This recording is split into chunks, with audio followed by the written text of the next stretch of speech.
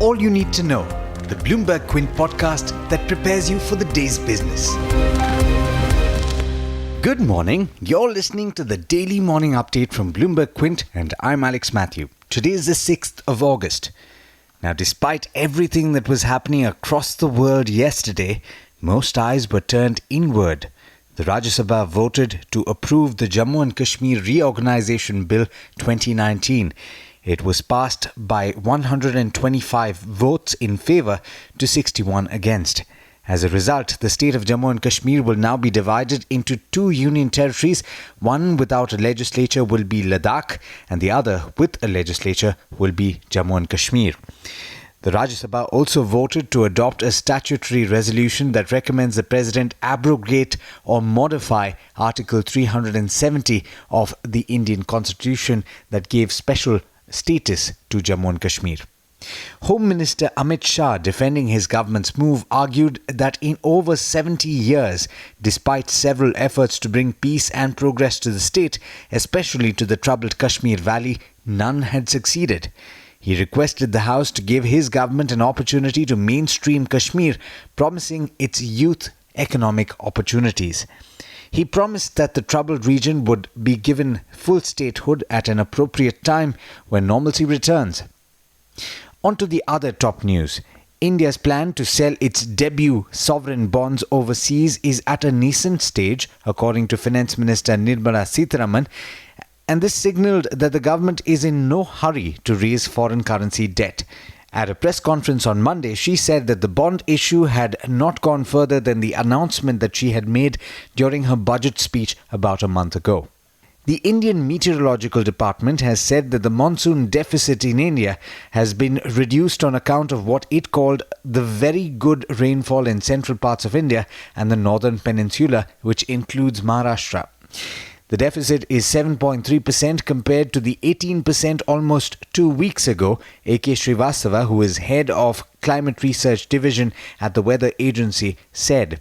The IMD expects August and September to have 100% rainfall.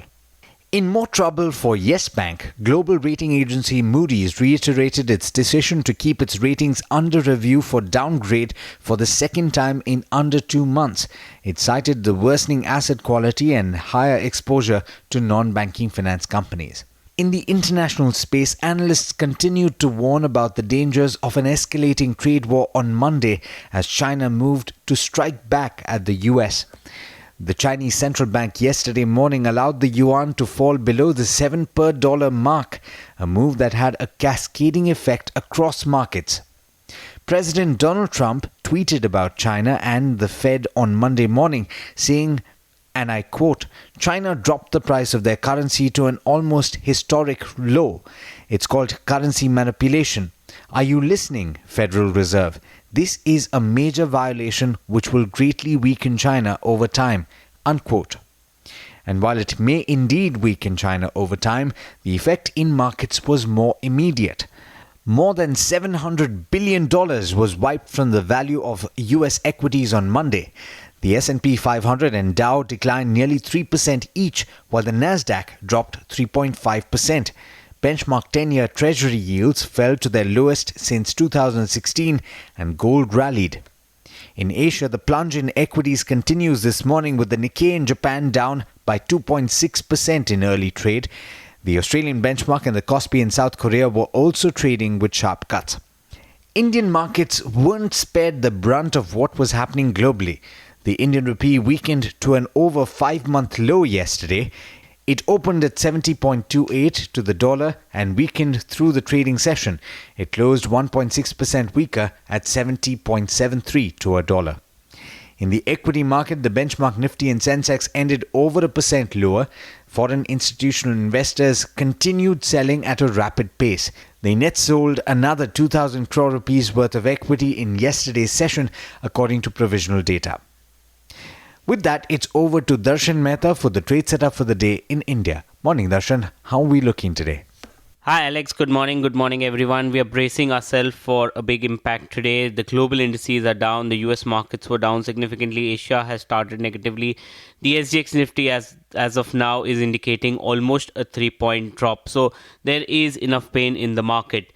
But in terms of earnings, Indiabulls Housing Finance and Titan will report numbers. Among other numbers, there is JSW Energy, Arvind, Pidilite, AB Fashion, JK Lakshmi Cement, Lakshmi Vilas Bank, IRB Infra, Metropolis Health. So all these companies will come out with numbers today. In terms of results announced, Berger Paints results were above estimates with a strong double-digit volume growth. The margins were boosted on account of lower raw material cost, especially crude, and the gross margins expanded by 140 basis points on account of price hikes that they had taken earlier. ENIL results were in line with estimates. The lower profits were due to higher depreciation and finance costs. The core revenues for the radio grew only 1%, while the solution business grew 42%. The management has indicated that advertising spends have been impacted due to a sluggish economy. Dilip Bilkon results are misestimates. The lower sales are due to delay in receiving appointed dates for HAM projects. The roads and bridges segment dent revenues. Mining was strong this time around. The net profit was down almost 51% due to higher depreciation and finance cost. SRF, the results are in line with estimates. The revenue growth was led by chemicals and packaging business. Textiles was sluggish. Other income and tax reversals boosted the sales of the company. The management says that the chemical business was affected by the Dahej plant shutdown and textile business was impacted negatively due to lower offtake. Indian Hotels in line with estimates. Even the adjusted EBITDA is in line with estimates. Revenues up 4%, profit dropped 63% on higher financing and depreciation cost, and that was because of Ind AS. Even the EBITDA was up 57% on the adoption of Ind AS. So the adjusted EBITDA growth was 16% if you take out the Ind AS. The domestic business grew 1%, international business was robust, 8% growth.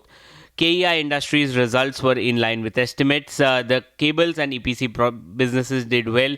The stainless steel wire business was muted. Tata Power, decent set of numbers. The higher profit was from the renewable business that aided. Even the distribution business saw reduction in T&D losses. Mangalam Cement, extremely strong set of numbers. Higher other income boosted profit, but the margin beat was on account of cost control. So the EBITDA was up 14 times this time around. Raw material costs have also come down significantly. The July North America Class 8 orders have declined 80% year on year and 22% month on month as per ACT research. This is the lowest monthly number since February 2010. AU Bank had an analyst meet. They are saying that the management will apply for a universal bank license in the next 5 to 6 quarters, and there are talks that they will focus on granular book, retail and the SME segment. Bank of Baroda has reduced MCLR rates by 15 basis points. Wapco has closed operations in 5 of its plants between 3 and 17 days for weak demand and customer schedule. In terms of brokerages, Bank of America Merrill Lynch has downgraded Bharat Forge. Morgan Stanley has initiated on L&T Infotech with an overweight and a target price of 1780. And Macquarie has cut the target price on Ujjivan to 260 from 350 as they increase the holding company discount from 20% to 40%. But there's much more you need to know before trade actually starts. For that, log on to our website bloombergquint.com and click on the All You Need to Know tab and you will be prepared for morning trade. Thanks, Darshan. And as always, thank you all for listening in. This is Alex Matthews signing off. Have a great day. I hope you enjoyed listening to All You Need to Know. Did you know that you can listen to the show on the IVM Podcast app? On the IVM Podcast app, along with this, we have a number of other shows which you think you'll enjoy. Listen to Cyrus Says with Cyrus Brocha as the host. Listen to Paisa Vaisa with Anupam Gupta. The Scene and the Unseen with Amit Verma. Or Shunya One hosted by Shiladitya Mukhopadhyay and myself. Check out the IVM Podcast app to get more talk content that you will enjoy.